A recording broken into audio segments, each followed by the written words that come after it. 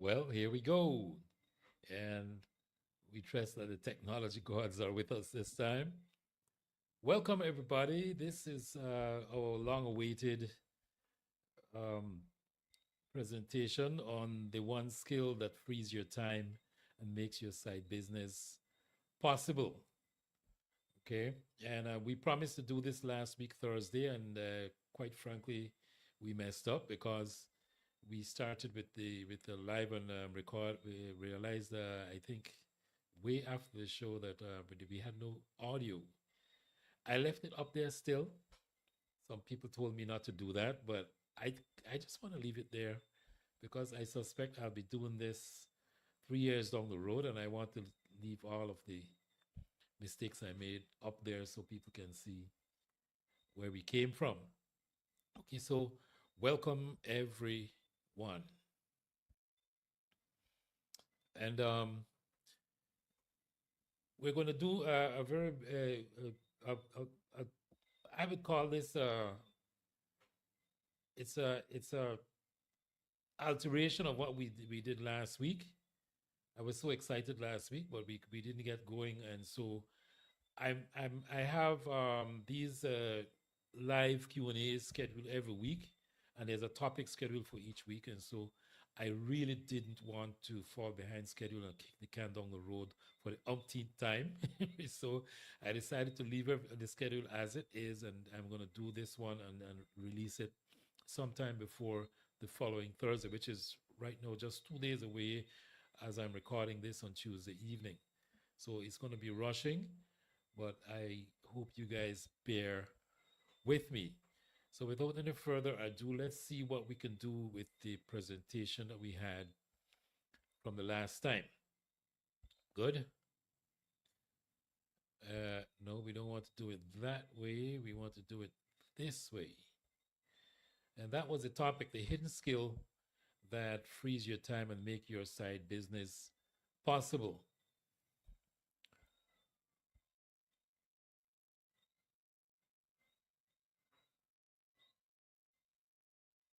This is really for all teachers who, want to reclaim their time. I've been working with teachers for a long time, for 30 years. And, well, you're going to hear further down the road if you stay with this community how I feel about teachers because I was in a classroom for 4 years. And during that time, I got a healthy respect for teachers. And that respect turned into something even bigger because I think I simply think teachers have superpowers, and I'm not exaggerating because I've seen it on display time and time again, not only from one teacher but from just about everybody that's been in the classroom for more than 3 years. Okay, um, one of the things that we're going to be preparing for, um, and you'll hear more about this as this presentation goes a little bit further, is about what's happening in the world today in the world of education and the risk for burnout. Okay, so we're going to be doing a burnout prevention workshop. It's a paid workshop on, I think, on January the 10th. But before we do that, I wanted to just see the topic a little bit about recognizing the signs for burnout, right? Because we mentioned before that this presentation here is for teachers who are looking to reclaim their time. And for a lot of people, the audience that I'm trying to attract is for people who are looking to establish a substantial side business, okay, that won't take them out of the classroom, but that definitely will give them more options because it's going to give them a more substantial income. And that gives you choices down the road, right? For now, because what I've been hearing from a lot of my teachers is we can be thinking about, yes, I want to establish a side hustle, but I am up to here, right? You hear that a lot. I don't know it. I don't know how I'm going to do this. If you can show me how I can deal with this and still find the time to do all the things I want to do, because I don't want to stop teaching. right? So my audience is for teachers who are not ready to to leave teaching, right? I call them mission oriented teachers, but they do want to have options and diversify their income. But um, the thing I get more than anything else is show me first how I can deal with this thing about being very close to burnout and not being able to put anything more on my plate, and I'm in. So I felt very strongly that I have to address this topic first before we begin thinking about how you go about establishing a side income that is eventually going to turn your teacher's salary into a side hustle. That's the bold assertion that I make, the premise that I come at teachers with. So let's talk first about recognizing the signs of burnout, right? And I'm not going to stay long on these slides because you guys know this stuff already. And it's just for you to do a quick review of so that you can do a check-in to see how far you are with this. Again, later on in this broadcast, or towards the end, we're going to be announcing or giving you a link to do a burnout assessment.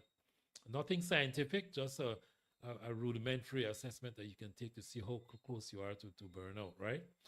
Well, these are the three things I think people should be looking at. If you've been in the classroom for some time and you're looking to find ways to diversify your income and you're worrying about this um, being too overwhelmed, right? Chronic fatigue and exhaustion that doesn't disappear with sleep, right? Um, Reduced motivation, like many teachers, as when they get in the classroom for the first few years, the energy is high. And even though there's a lot of work that is thrown at you, and most of us, when we're in the classroom, we don't really understand what it is that we're supposed to be doing, and we don't understand how to juggle our time and deal with all the things that the education throws at us.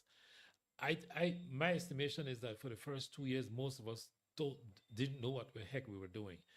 Hopefully, by your third year, you begin figuring out and getting on top of everything, and you know it becomes a little easier.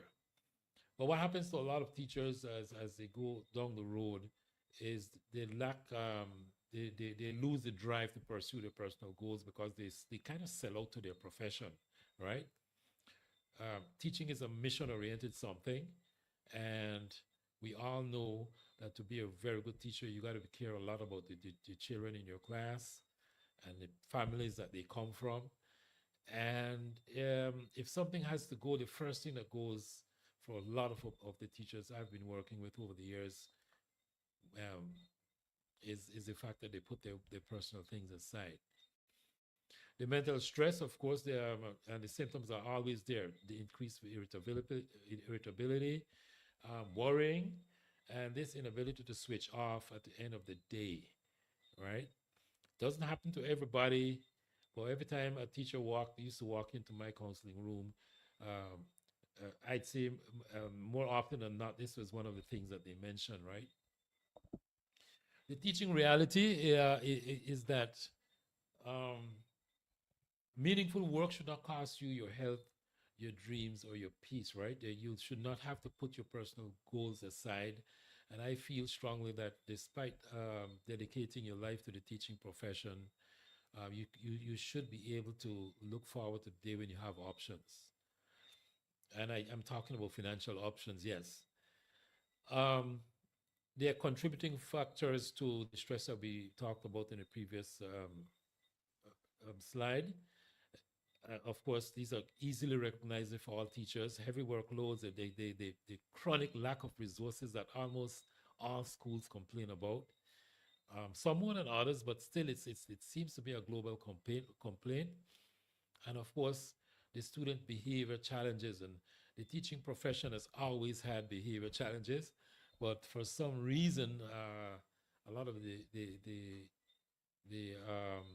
changes that we see in education and with the changing culture and technology, there are things coming at us in classrooms that For a lot of people, we think it's things that teachers have never seen before, right?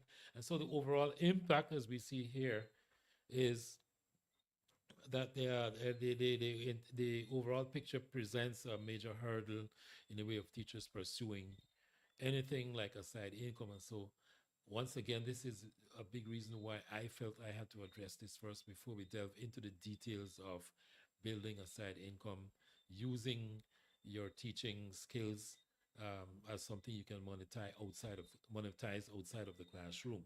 Right? We talk about the burnout loop.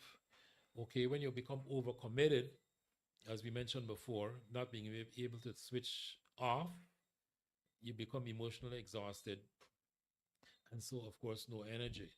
And so the reality becomes that you cannot build a business if you're too exhausted to think, right? You just want to lay down and get your rest. This is a cycle that we go through as educators, right? You dedicate to yourself, to your work, you prep at night, you squeeze work into the lunch, and then you end the Friday drained but still behind, and you feel like you can never catch up. And then the next thing you know, you try to get a little bit of rest, but you don't, because you still have some things that you're thinking about all weekend. And then Monday comes and you have to report for work that day, but you felt you haven't caught yourself as yet. You're never really catching up, right? A lot of people that used to walk into my room to talk about these things felt that they needed a better tool to plan their time, and they were looking for a better system for time management. And I am quick to tell them that it's not about the tool, and it's not that you lack discipline. It's the fact that you probably are ignoring some signals that are telling you that you need to change some things that you're doing, right? And what happens to a lot of us is that we just simply avoid thinking about these things too deeply. It's not that we can't figure it out, but somehow we kind of dread where it's going in our heads if we figure the whole thing out. And so what's lurking in the back of your mind is, do I really have to think about leaving teaching? Right? And for a lot of teachers, as I said, who used to walk into my room, that's something they didn't really want to think about. Okay. And that's taking a toll globally, because more and more we are finding um, that yeah, there's becoming a chronic shortage of teachers even in the most developed countries. And so yes, it's become a global problem. um, when we talk about the one skill, uh, know that what we're referring to is emotional intelligence, right? When you're ignoring the emotional signals that should are telling you that you need to change something, right? And this is a competency that has to do with emotional intelligence. Um, and so what this does is it provides necessary tools for us to manage ongoing stress. Okay, if we're paying attention, okay, the objective is to support teachers in gaining emotional intelligence to improve personal well-being first. Right. So what we do with Teach Life Skills is to basically equip teachers with the first the awareness. Okay, because again, I don't think what we're talking about here is anything that teachers are not, they don't know at the deep level, but because they don't have a solution figured out as yet, they avoid thinking about it, right? And so we try to get you to slow things down, and in a controlled environment, think about what's you're facing and what the solutions could look like, right? The result is that you develop more emotional competencies and prepare yourself to manage, what the job demands of you, without crashing or without giving up your profession that you love so much. All right. And we have a little formula down here about awareness and response.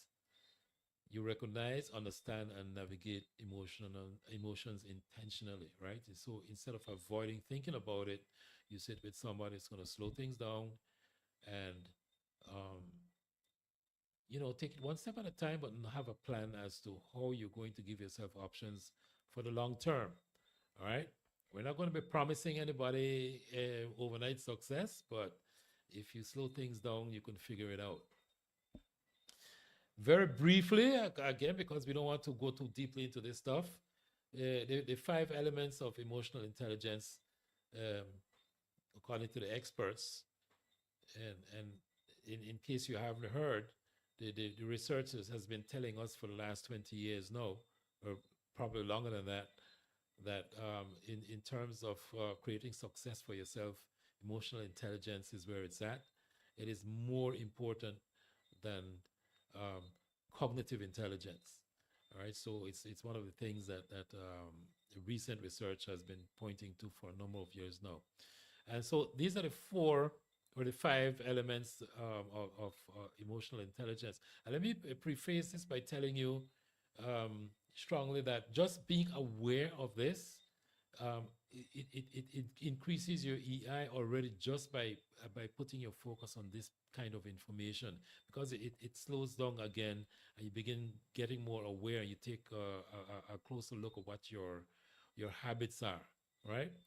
But at the base, we have emotional self-awareness, where you become aware of your own emotions and your own moods, and you pay more attention, right? And then there's self-regulation, where you not only understand it but learn to manage and this any disruptive impulses that you have, including ignoring the signs that you might be approaching something similar to burnout, right? There's the motivational part, which is basically talking about working for passion beyond status and money. Now we're going to delve deeply more into these things as the weeks go by, but here we're talking about really going back to why you got into the profession in the first place and revisiting it, and kind of um, recommitting yourself to serving not only the community that you're serving with the families and the children that are visiting your classrooms, but also to your own family and your own self. That's what the motivational part is all about. And then the empathetic part is about understanding the emotions of others and, of course, managing the relationship that you have with them. So those are the five layers of emotional intelligence. And we hope to be going into a lot more details on this sort of stuff on down the road, right? Um, Very quickly, emotional intelligence and time, right? We try to challenge our teachers to think about time in a little bit differently, right? It's not blocked by um, the things that make up your day, right? It's blocked by how you feel about the things that make up your day. The reason why we avoid thinking about a lot of these things is because we don't, we are trying to run from the feelings that thinking about it is going to invite, and we don't like the discomfort, and so we avoid it, right? So once again, it's about slowing down to recognize and acknowledge that procrastination, or number one, avoids these uncomfortable feelings, which creates an even bigger problem, because then you start approaching anxiety, right? It's like layering feelings on top of feelings, and just keeping avoiding it just make things worse.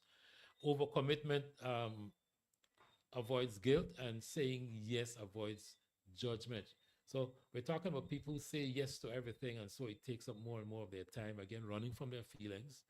And then they overcommit themselves to avoid guilt feelings about, well, there's a lot of things that we as individuals and our teachers in the classroom feel guilty about, okay? But the one way to try and cope with it is to overcommit. And of course, that leads to burnout. Again, we're going to go deeper into these topics as weeks go by. I just wanted to introduce these things to let the community know what we're all about, and where we're heading, and what we want to delve into as the weeks go by. The foundation to freedom is the tranquil teacher's pathway, right? You're going to hear me refer to this over and over again. Time doesn't need more control, it needs more awareness. Okay, there's none of this stuff that I feel strongly that most of you all know already.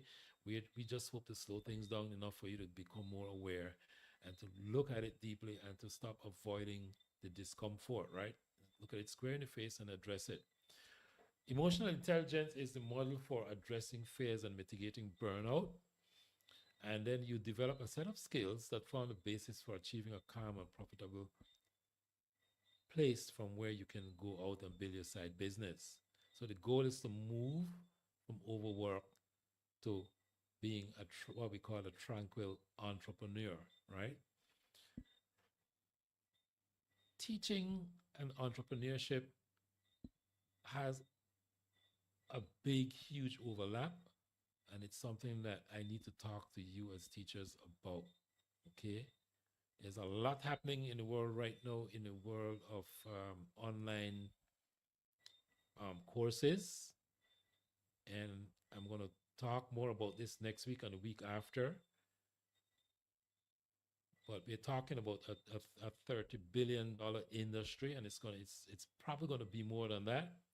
And what I'm here to tell teachers is that the one set of people who are missing the most from that lucrative activity is teachers, and that's a pity because if there's anybody more qualified to offer education outside of the classroom, in my opinion, it's teachers. So we should be partaking in that industry as well. So when I talk about turning your salary into a side income, understand where I'm coming from. It's about tapping into this lucrative space of online courses.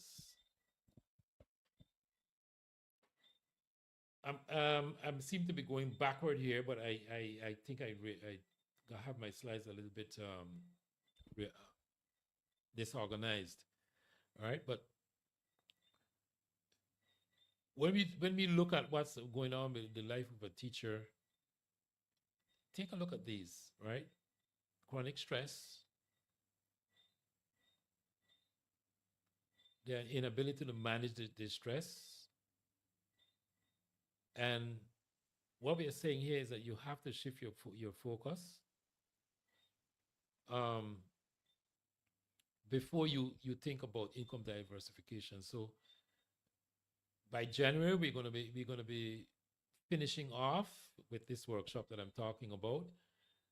But we really do have to address it because 8 out of 10 teachers that I talk to bring this up. Okay. And what we have at the top here are these things that we need to focus on once you've slowed things down. It's about setting boundaries, learning to say, getting very good at saying no in a skillful way, in such a way that people walk away respecting you more for the fact that you said no. It's about protecting and planning your time, protecting your planning time, actually, and cultivating, space for your own dreams.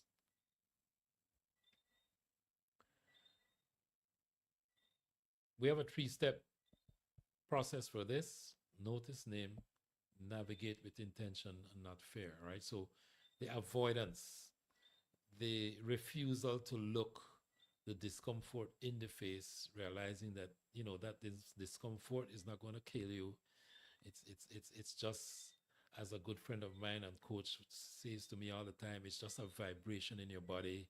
You sit with it, and at the end of 2 minutes, it's gone, and then you're there wondering why you were kicking the can down the road for so long, right?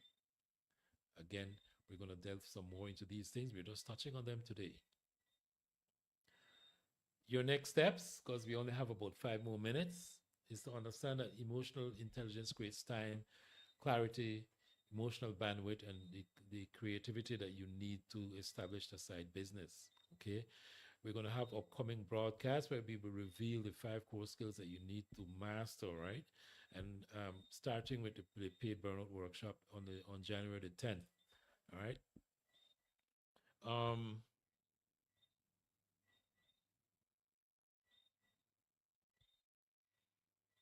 these weekly lives, right? Beginning 2 days from now.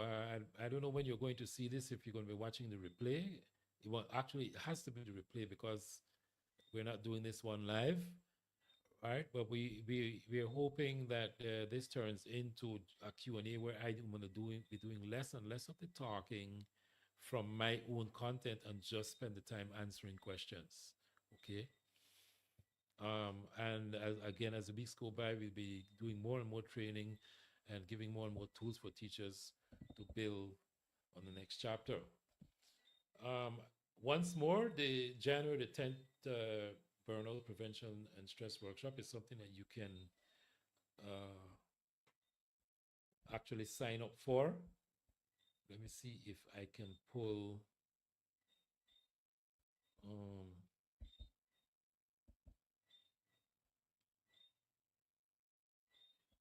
Here you go.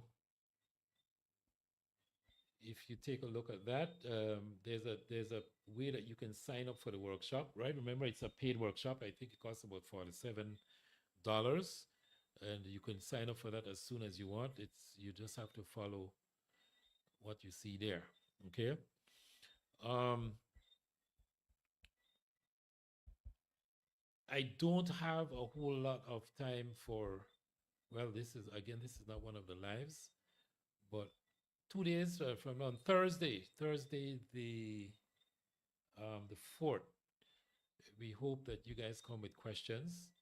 And I don't care what the question is. It can be about teaching, it can be about a business, it can be challenges that you're having, right? If I can't answer you right then and there, then we're going to find a way to come back with an answer the following week.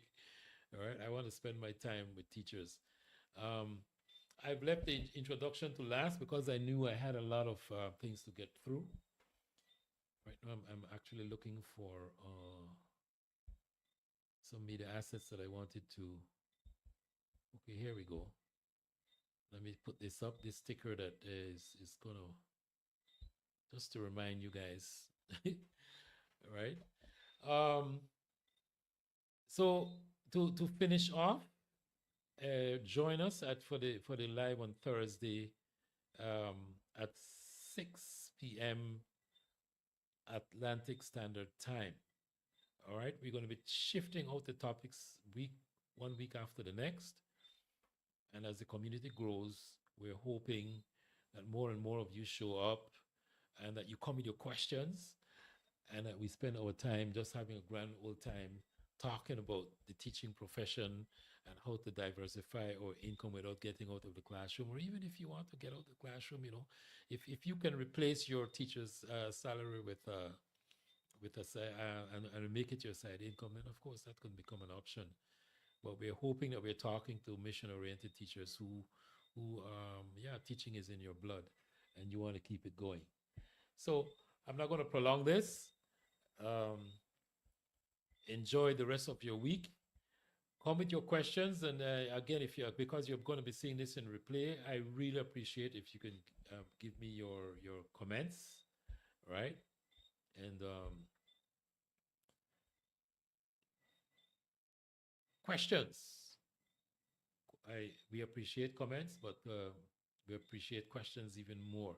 Any question that that came up while we were doing this, and you want us to address, just put it in the comments, and I'm gonna be replying to every single comment that comes up on these lives, okay, and on this particular recording here as well.